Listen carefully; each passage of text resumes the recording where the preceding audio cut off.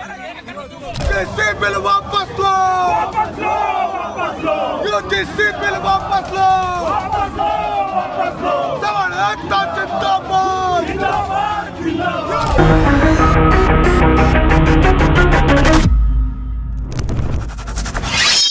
வணக்கம். மீண்டும் ஒரு முறை இந்த நாட்டு சுப்ரீம் கோர்ட்ல இருக்கக்கூடிய நீதிபதிகள் தன்னுடைய பிராமணிக்கல் ஐடியாலஜியை எடுத்து காட்டியிருக்கிறார்கள்.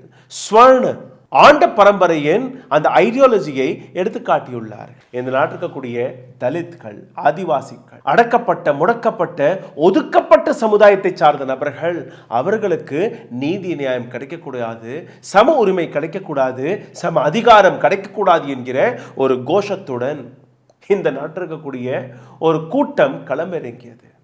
இந்த கூட்டம் இந்த நாட்டு எஜுகேஷன் மினிஸ்டர் அவருடைய பின்புறத்தில் உதைக்கக்கூடிய வேலையை பார்த்தது. இந்த நாட்டின் பிரைம் மினிஸ்டர் அவருடைய பின்புறத்திலும் உதைக்கக்கூடிய வேலையை பார்த்தது.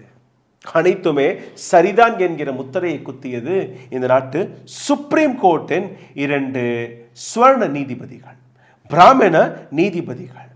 பிராமண நீதிபதியான chief justice of India Suryakant அவர்கள், இன்னொரு பிராமண நீதிபதியான ஜியோமாலா பாக்சி. இந்த 2 பிராமணர்கள் எந்த விதமான பதிலும் கேட்காமல், இன்னொரு தரப்பில் இருக்கக்கூடிய நபர்கள் அவர்களுடைய பக்கத்தை கேட்காமலேயே இவர்களே முடிவை கூறிவிட்டார்கள்.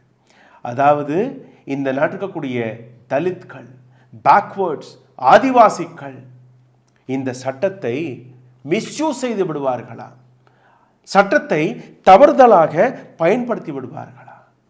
இந்த பிராமணிக்கல் ஐடியாலஜி நீங்க பார்த்தீர்கள்னா, ஜனவரி 13ஆம் தேதி யூஜிசி ஜெனரல் கேட்டகரிக்கு எதிராக ஒரு சட்டத்தை கொண்டு வந்ததாக கூறுகிறார்கள்.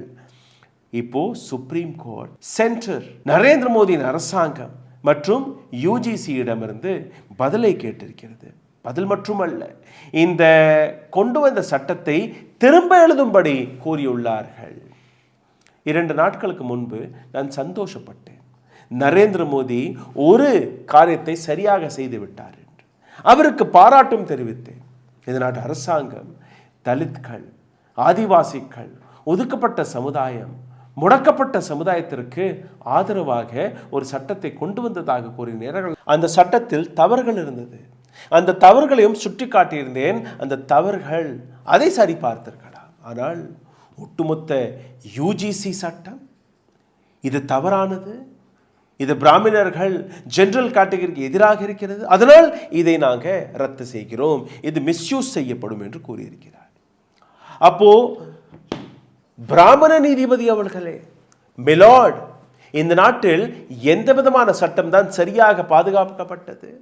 எந்த சட்டத்தை தான் நீங்க சரியாக அமலில் கொண்டு வந்தீர்கள்?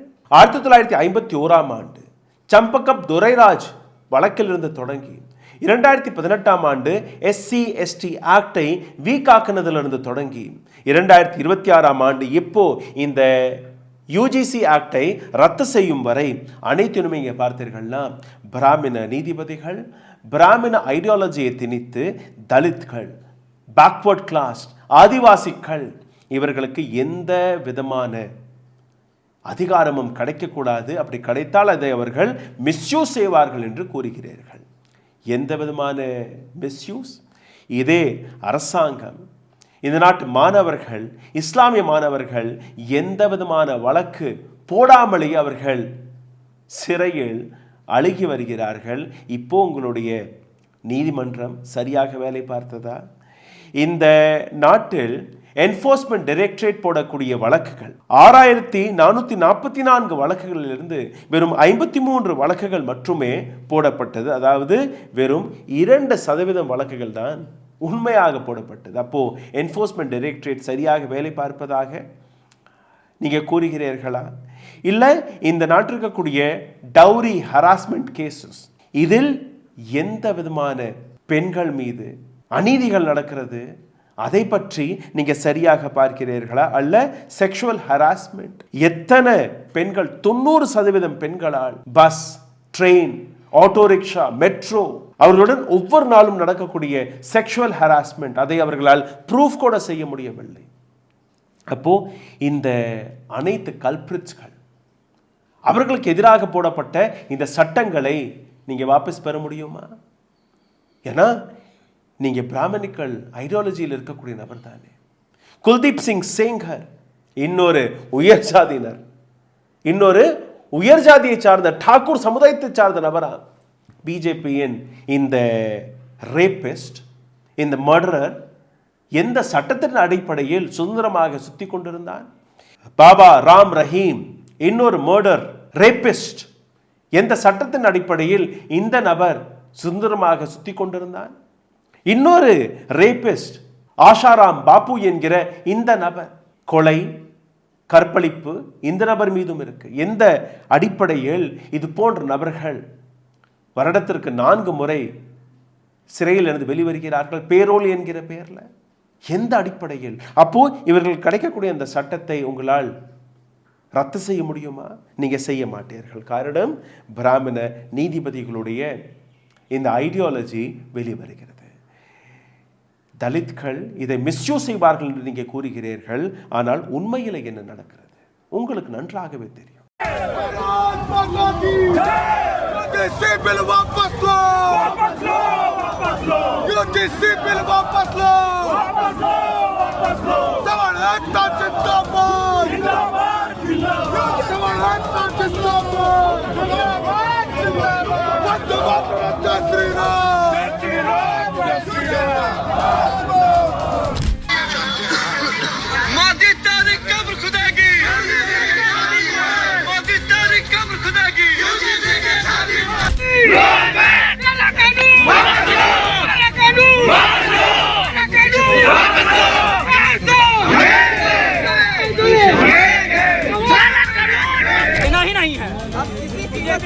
हम सभी अधिवक्ता यहाँ पे कहते हैं हम जीवन में कभी अब बीजेपी को वोट नहीं देंगे, और आप कहें उसमें संशोधन करके आप बिल पास करेंगे, हमें संशोधन भी स्वीकार नहीं है।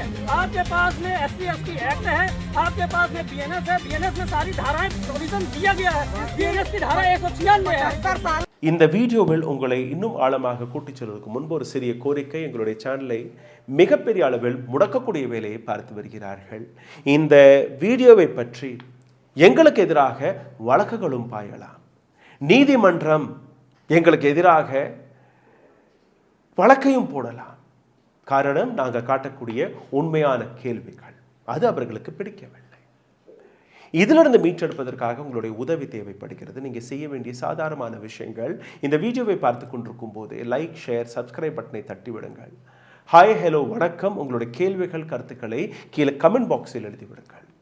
பொருளாதார ரீதியாக எங்களை சப்போர்ட் செய்ய நினைக்கக்கூடிய நபர்கள் அருகில் இருக்கக்கூடிய QR கோடை ஸ்கேன் செய்து உங்களால் முடிந்த உதவியை தெரிவிக்கலாம். இந்த நாட்டின் உச்சநீதிமன்றம், சுப்ரீம் கோர்ட், UGC லாவை நாங்கள் ரத்து செய்கிறோம் because new laws can be misused என்று நீங்கள் கூறுகிறீர்கள். காரணம் அதல்ல.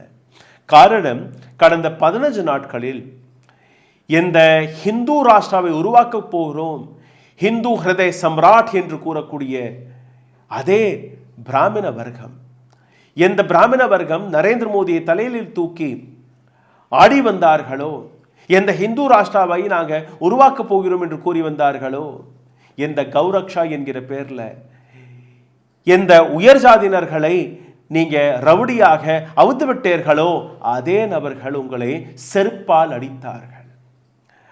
அதே சுவர்ண ஜாதியை சார்ந்த நபர்கள் இந்த நாட்டு எஜுகேஷன் மினிஸ்டர் அவருடைய பின்புறத்தில் எப்படி ஓட்டை போடலாம் என்று கூறினார்கள். இது மட்டுமல்ல, இந்த நாட்டு பேக்வர்ட் காஸ்டிலிருந்து வரக்கூடிய நரேந்திர மோடி அவர்கள் OBC, அதர் பேக்வர்ட் காஸ்ட், அவருடைய குழியை தோண்ட போகிறோம் என்று கூறினார்கள். அதற்கு பயந்துதான் இந்த சட்டத்தை பிராமண ஐடியாலஜியை சார்ந்த 2 நீதிபதிகள் ரத்து செய்திருக்கிறார்கள்.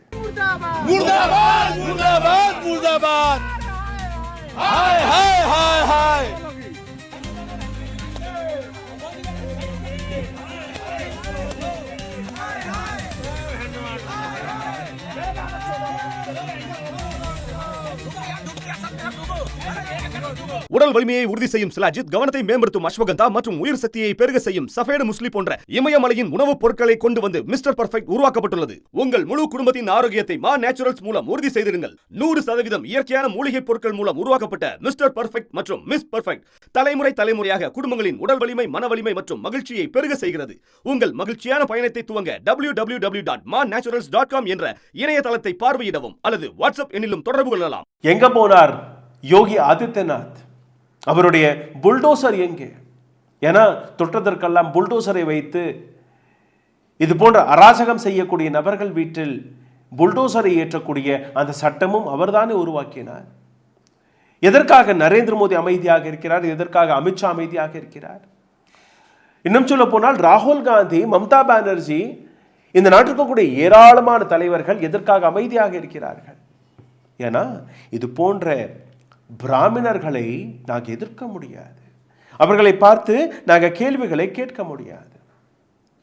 மோடி தேரி கபர் கோதேகி, யோகி தேரி கபர் கோதேகி என்று கூறக்கூடிய இதே வார்த்தைகளை தானே JNU கேம்பஸ்லையும் கூறினார்கள் என்று நீங்க அது இன்னும் உண்மையா பொய்யா என்று கூட யாருக்குமே தெரியாது. ஜி நியூஸ் பரப்பியது வதந்தி. இன்னைக்கு உண்மையிலே அவர்கள் பேசி வருகிறார்கள். வீடியோ ரெக்கார்டிங் இருக்கு. அவர்கள் மீது எந்த விதமான வழக்கும் கிடையாது. JNU கேம்பஸே போலீஸுக்கு ஃபோன் செய்து வாங்க, நாங்கள் உங்களுக்கு ப்ரூஃப்களை கொடுக்கிறோம் என்று கூறினார்கள். JNU கேம்பஸில் FIR போடப்பட்டது. அங்க இருக்கக்கூடிய மாணவர்களை சிறையிலும் அடைத்தார்கள். இன்னைக்கு எங்க போனது அந்த போலீஸ்? எங்க போனது அந்த நீதிமன்றம்? எங்க போனது அந்த சட்டங்கள்? பிஜேபியினர்கள் ஹிந்து ஹிருதய சம்ராட் என்று கூறக்கூடிய அந்த நபர்கள் எங்கே? நரேந்திர மோடியின் ஹிந்து முஸ்லிம் என்கிற அந்த வார்த்தைகள் எங்கே? யோகி ஆதித்யநாத் 80% வர்சஸ் 20% என்று கூறினார்கள். அப்போ ஹிந்துக்களே